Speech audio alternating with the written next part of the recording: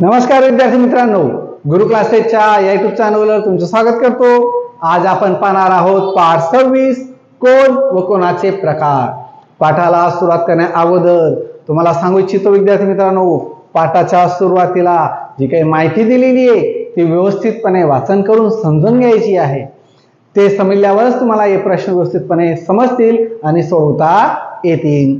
आता पहिला प्रश्न पाहूया। पुढील पैकी कोणत्या पर्यायातील घड्याळाच्या दोन काट्यांमध्ये काटकोन झाला आहे? आता काटकोन म्हणजे काय? जो कोन 90 अंशाचा असतो त्याला आपण काटकोन असे म्हणतो, हे तुम्हाला माहित आहे।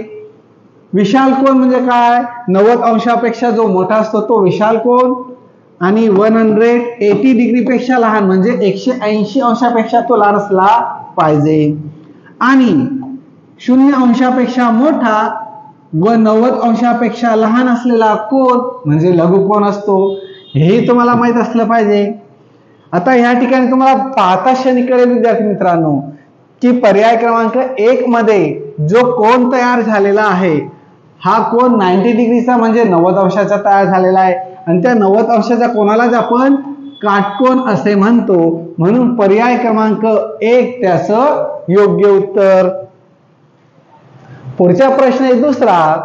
हाताचा अंगठा सोडून इतर लगतच्या दोन बोटांमधील कोन कोणत्या प्रकारचा असतो? आता हाताचा अंगठा जर सोडला तर या ठिकाणी जो कोन तयार होतोय तो कोणता तयार होतोय? किंवा ह्या बोटांमधील कोन किंवा या शेवटच्या दोन बोटांमधील कोन, हे जर असे केले लगतच्या म्हणजे काय? कंटिन्यू येणारा, तर तो जो कोन तयार होतोय हा रेषेशी पकडला, हा बघा या ठिकाणी जो कोन तयार होतोय तो 90 डिग्री पेक्षा लहान आहे, आणि 90 डिग्री पेक्षा म्हणजे 90 अंशापेक्षा जो लहान असतो तो असतो लघुकोन, म्हणून या ठिकाणी पर्याय क्रमांक 3 याचं योग्य उत्तर। पुढचा प्रश्न आहे तिसरा।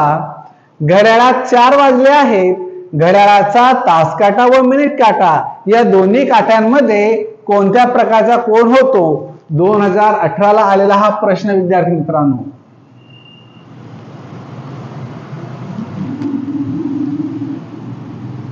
आता बघा या ठिकाणी विद्यार्थी मित्रांनो, घड्याळाचा काटा किती वाजले?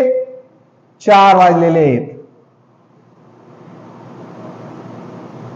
आता बघा तास काटा आणि मिनिट काटा यांच्यामध्ये कोणता कोन तयार होतोय? तो 90 अंशापेक्षा मोठा दिसतोय, म्हणजे तो कोणता कोन आला? विशाल कोन। पर्याय क्रमांक 1 त्याचं योग्य उत्तर। पुढचा प्रश्न आहे चौथा। पुढील पैकी कोणती आकृती लघुकोनाची नाही? लघुकोनाची नाही सांगितले, प्रश्न व्यवस्थित समजून घ्या। नाही या ठिकाणी बघा हा लघुकोन आहे 90 अंशापेक्षा लहान, हा पण लघुकोन आणि हा पण लघुकोन। ही समोरची जी आकृती दिसते ती विशाल कोनाची दिसते, म्हणजे हा काय? लघुकोन नाही, म्हणून पर्याय क्रमांक 4 त्याचं योग्य उत्तर। पुढचा प्रश्न आहे 5वा। घड्याळाचा तास काटा 6 व 7 दरम्यान आहे व मिनिट काटा 5 वर आहे, तर या दोन काट्यांमधील कोन कोणत्या प्रकारचा असेल? पहा विद्यार्थी मित्रांनो, 6 आणि 7 मध्ये, आणि मिनिट काटा हा आहे 5 वर आणि तास काटा 6 आणि 7 मध्ये। आता या ठिकाणी जो कोन तयार होतोय तो 90 अंशापेक्षा लहान, म्हणजे तो कोणता कोन तयार होतोय? लघुकोन, म्हणून पर्याय क्रमांक 3 याचं योग्य उत्तर। पुढचा प्रश्न आहे 6वा। त्रिकोण TUV हा लघुकोन आहे, तर त्याचे माप पुढीलपैकी कोणते असू शकेल? आता लघुकोन आहे 90 अंशापेक्षा जास्त पण 180 अंशापेक्षा कमी, तो तयार होतो विशाल कोन, हा येणार नाही। दुसरं 0पेक्षा जास्त पण 90 अंशापेक्षा कमी, बरोबर। बघा 0 इथं असतो याच्यापेक्षा मोठा, आणि इथं 90 डिग्री याच्यापेक्षा लहान, तो असतो लघुकोन, म्हणून पर्याय क्रमांक 2 याचं योग्य उत्तर। पुढचा प्रश्न आहे 7वा। पुढील आकृतीतील कोणाची संख्या मोजा. आता कोणाची संख्या मोजायची याची एक शॉर्टकट ट्रिक सांगतो विद्यार्थी मित्रांनो, समजून घ्या. या ठिकाणी असे कोण दिसतील तर या ठिकाणी 1 2 3 असे क्रमांक टाका, यांची बेरीज करा. 3 आणि 2 5 आणि 1 6, एकूण कोण किती झाले 6. जर या ठिकाणी कितीही रेषा दिसल्या, किती असे कोण असले सरळ एका बिंदूपासून निघणारे 1 2 3 4 5 क्रमांक टाका. 5 आणि 4 9 आणि 3 12 14 आणि 1 15, एकूण कोण किती 15. ह्याच पद्धतीने या ठिकाणी 1 2 3 4 म्हणजे ह्या ठिकाणी जर क्रमांक आपण बघितले तर 1 2 3 4 यांची जर बेरीज केली 4 आणि 3 7, 7 आणि 2 9 आणि 1 10, म्हणून याचं योग्य उत्तर आलं पर्याय क्रमांक 1. पुढचा प्रश्न आहे, पुढील आकृतीत Q हा शिरोबिंदू असणारे किती कोण आहेत. Q हा शिरोबिंदू, आता मागच्या प्रश्नात सांगितलं तुम्हाला त्याच पद्धतीने 1 2 यांची जर बेरीज केली तर किती होत आहे 3, म्हणजे Q पासून किती कोण तयार होत आहे 3, म्हणजे पर्याय क्रमांक 2 याचं योग्य उत्तर. पुढचा प्रश्न आहे 9वा, कोणाच्या दोन्ही भुजा वाढवल्यास कोणाच्या मापात काय फरक पडतो. 2021 ला आलेला हा प्रश्न आहे. आता कोणाच्या भुजा हा कोण घेतला विद्यार्थी मित्रांनो, याच्या ह्या भुजा म्हणजे काय बाजू, ह्या जर कितीही वाढवल्या तर याचा कोण मध्ये मापात काय फरक पडतो का ते आपल्याला विचारलेलं आहे. तर मापात फरक पडत नाही.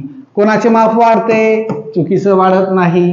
कोणाचे माप कमी होते नाही, कोणाचे माप कमी होत नाही, कोणाचे माप तेवढेच राहते, म्हणून पर्याय क्रमांक 3 याचं योग्य उत्तर.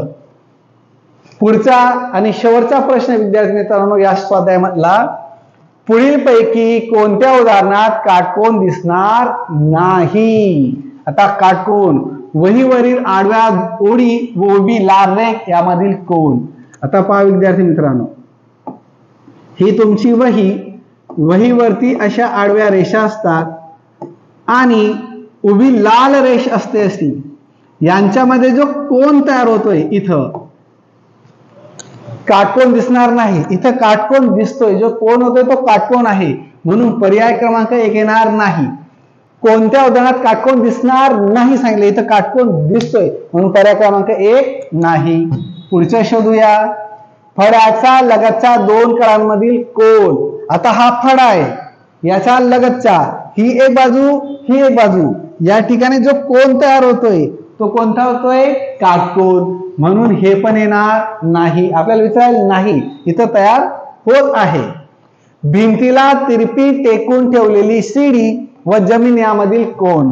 आता पहा विद्यार्थी मित्रांनो, हे घर आहे समजून घ्या. या घराला ही भिंत, ही जमीन आणि ही तिरकस ठेवलेली एक शिडी, म्हणजे त्याला आपण काय म्हणू शिडी. आता बघा ही शिडी आहे, या ठिकाणी जो कोण तयार होतोय हा काटकोन तयार होतोय का नाही, म्हणून हे चुकीचं आहे. आणि चुकीचं आहे ते आपल्यासाठी बरोबर आहे. त्यांनी ते सांगितलं होतं काटकोन दिसणार नाही, इथं काटकोन दिसत नाही, म्हणून पर्याय क्रमांक 3 त्याचं योग्य उत्तर. चला विद्यार्थी मित्रांनो, व्हिडिओला लाईक करायला विसरू नका. भेटू पुढच्या व्हिडिओला उद्याच्या दिवशी. धन्यवाद.